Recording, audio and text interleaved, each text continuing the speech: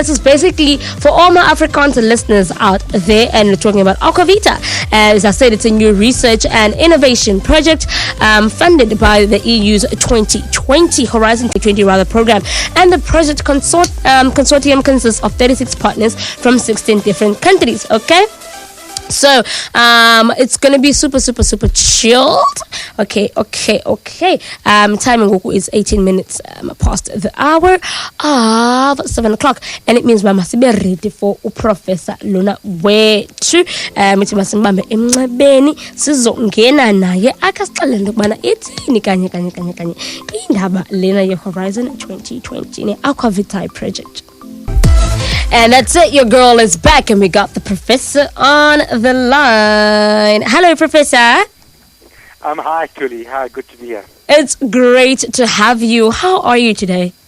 Absolutely fantastic. A bit cold in Grahamstown, but that's usual for this time of the year, I suppose. Yes. Did you have a great public holiday? It's not exactly a public holiday. I had a great public holiday, but I spent a fair amount of it working, I have to admit. Yeah, I'm trying to catch up.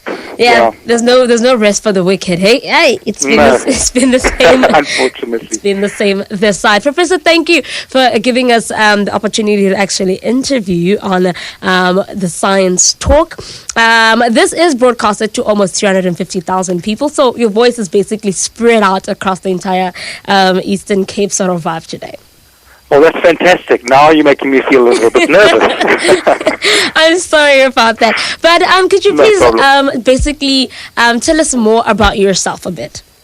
Yeah, absolutely. Well, I'm Cliff Jones, and I'm an ichthyologist, or more specifically a fishery scientist, and I work at the Department of Ichthyology and Fishery Science at Rhodes University.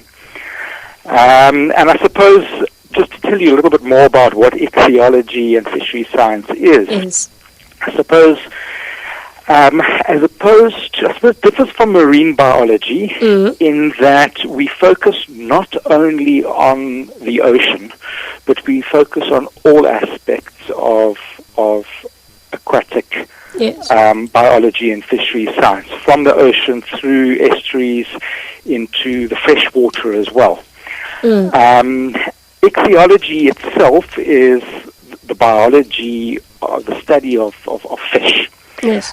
Fishery science is the more applied aspect of ichthyology, where we look at things like fisheries management and aquaculture. Fisheries management is the science that looks at how best to manage capture fisheries in the wild. Yes. And aquaculture is actually the farming of fish. So we don't focus just on the biology. We look at the biology and how it relates to sort of social aspects of science and economic aspects of science.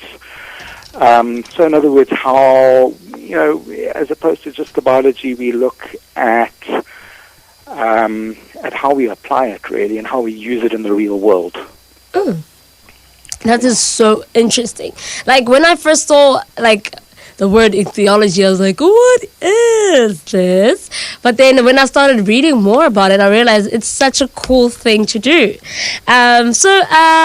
What you've already stated that you work with a wide range of marine life. So could you please explain for us, what is AquaVitae? AquaVitae is a project that we've partnered up with at Rhodes with actually 36 different partners all across the world, from 16 different countries, all of which most of which border onto the Atlantic Ocean. It's an EU-funded project which aims to develop more sustainable methods. And when I say sustainable, I'm talking sustainable from an environmental and an economic point of view. So it's about developing sustainable methods of aquaculture, which is fish farming. So a lot of aquaculture around the world up until now has focused primarily on producing carnivorous fish. Yes. AquaVitae is about farming or trying to develop technologies farming down the different trophic levels. So in other words, instead of farming carnivorous fish, it's about farming fish that and other organisms that are herbivorous or plankton feeders or even plants themselves, algae, farming algae. And it's all about developing more sustainable methods of aquaculture, primarily, It's so amazing. Did you and Professor Britt apply for the grant, or were you chosen based on your work? Well, actually, it's quite interesting. 3 members of our department were myself, Professor Brits, and Professor Horst Kaiser, were all approached independently by different partners in Europe, inviting us to join the project. And that was, I suppose, was based on our expertise and experience and knowledge of aquaculture in South Africa. Yes. But we were also involved in putting the application together as a result. So we worked together with researchers and colleagues from other countries in applying to the EU for this project. And we were very lucky to be successful. Yeah, it's a fantastic project. It doesn't involve just researchers. It involves researchers in collaboration with industry partners. Yes. So, for example, we've got an industry partner from our part of the world called Wild Coast Abalone. Just north of East London, there's an abalone farm close to Kymouth. They're one of our industry partners. Another one is Marry Feed, which is a feed-producing company based in the Western Cape that produces feed for abalone. Now, you might ask why these industry partners and why we as researchers might be interested in this project. And the answer is that we're all moving towards a more sustainable method of farming. Few people know that South Africa is one of the largest abalone farming countries in the world. Yes. So we produce abalone. I think we produce abalone. We're second only to China and Korea as far as farmed abalone is concerned. Now, if you take an industry partner like Wild Coast Abalone, they are utilizing and further developing sustainable methods of farming these animals. And I'm using this as an example to tell you how AquaVitae actually operates and what its purpose is. There's something called integrated multi-trophic aquaculture, which I know is a very big term. Yes. But put very simply, it's where one trophic level in an aquaculture system, in other words, one organism in an aquaculture system, actually produces the input and feed for another organism that can also be harvested and that also carries some value. So to use this as an example, Wild Coast Abalone grow ulva, which is a kind of algae, in their farm effluent. So this abalone farm pumps water from the ocean. The water passes through the abalone tanks where they get fed. And of course, the abalone produce feces and urine. And there's also uneaten food, which is then passed out of the abalone tanks and would normally be returned directly to the ocean. But in developing a multi-trophic and sustainable method of aquaculture, Wild Coast Abalone puts the effluent through algal tanks.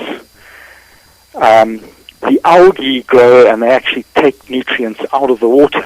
So in effect what they're doing is they're cleaning the water, but they're not just cleaning the water, they're cleaning the water and they're producing a product that has value. So the ulva can then be harvested, and in their case they feed this ulva back to the abalone as part of its, and that has major effect on reducing their feed bill, because instead of having to buy in all the feed, they're now producing it, and they're producing it using a waste stream. So this is what AquaVitae is about. It's about improving those methods of recovering and integrating aquaculture to make it more sustainable from an environmental and economic point of view. Linked to that, and I'll use our other industry partner as an example, Yes. Mary Feed has successfully developed one of the best abalone feeds in the world. It's produced not only for South African producers, but it's exported to other parts of the world as well. And they've shown conclusively that the inclusion of algae into their pelleted feed has beneficial effects. So they are interested in this project because they're interested in developing different methods of including the algae in the abalone feed so that it can be fed back to the abalone. But both methods, either putting the algae into the feed or putting the algae or harvesting it and feeding it fresh back to the abalone, has potential biosecurity concerns. So what I mean by that is if you feed an animal a product that was grown in its own feces, straight away alarm bells go off. Yes. And you've got to ask yourself, am I possibly compromising, or could I possibly compromise the health of the stock that I'm feeding the algae back to?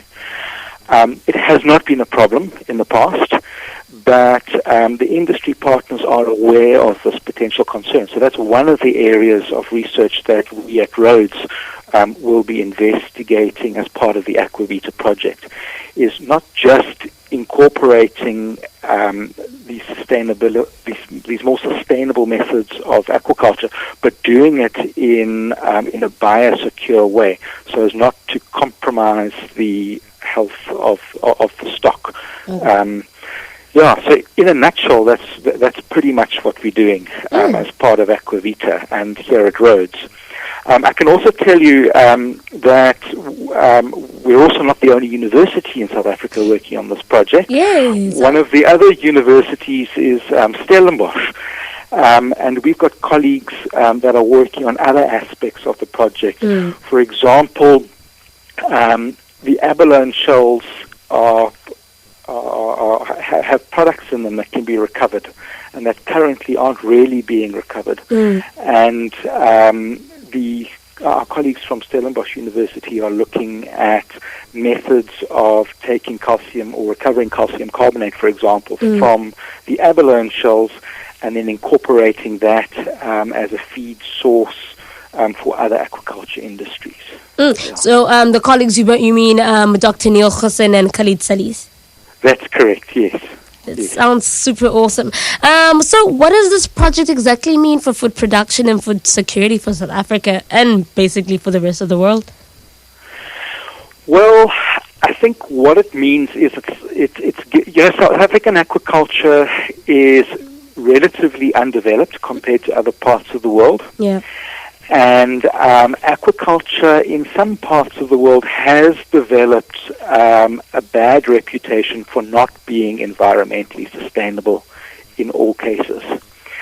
What this project does is allow us here in South Africa, as the industry develops, to develop more sustainable methods of aquaculture. Yes. So from the offset, we're going to be in a better position than some of the other countries that are further down the line already, because we can now design our systems to be more environmentally sustainable from the start. So how long will you guys work on this project? Oh, hopefully forever. No, I'm joking. Actually, we will probably work on aspects of this project indefinitely. This funded project is going to last for the next 4 years. So we'll be working closely with these industry partners, the ones in South Africa, some of the other industry partners in other parts of the world, and with researchers from other parts of the world closely for the next 4 years. But what we'll take out of this will probably be research collaborations, not just with not just with other researchers, but with industry as well. That will more than likely and hopefully lead on to other research projects that will develop our industry further in the future. Yeah. I hear you. So what do you guys plan to achieve at the end of the project? I suppose I've pretty much answered that, I think, in that we hope to achieve sustainable, yes. from an economic and environmental point of view, technologies to further develop aquaculture in our country. And indirect spin-offs is obviously going to be economic development, job creation, and a stronger industry in this country. And not to mention, obviously, future networks and collaboration with other researchers from other parts of the world. Before we close, I just want to know, do you have any last sentiments on the topic today? Last sentiments? If there's anyone out there with kids or kids that are listening, learners that are listening to this, it's an absolutely fantastic field to get into. Yes. If I had to live my life again, I would do it again. If you're slightly interested in ichthyology and fishery science, or more broadly, we cover all aspects of aquatic science, it's a very, very good opportunity, and it's a wonderful field to study and to develop a career in. Highly recommended. But I am slightly biased because it's my passion. Yes. But if anyone else is slightly passionate about it, comes highly recommended. Thank you so much, Professor. It just it touches my heart and it warms my heart to know that projects like these are being headed up by local people, because I remember 2 weeks back we had Professor Adrienne Edkins on the show, and she was telling about her HIV-related cancer research. So it's very nice to see that Rhodes University is indeed flying the flag high for South Africa. Good, and it's a pleasure to be doing it, and thank you very much for having me on the show. Thank you, so have a great night. All right, thanks. Bye-bye. Bye. And that was...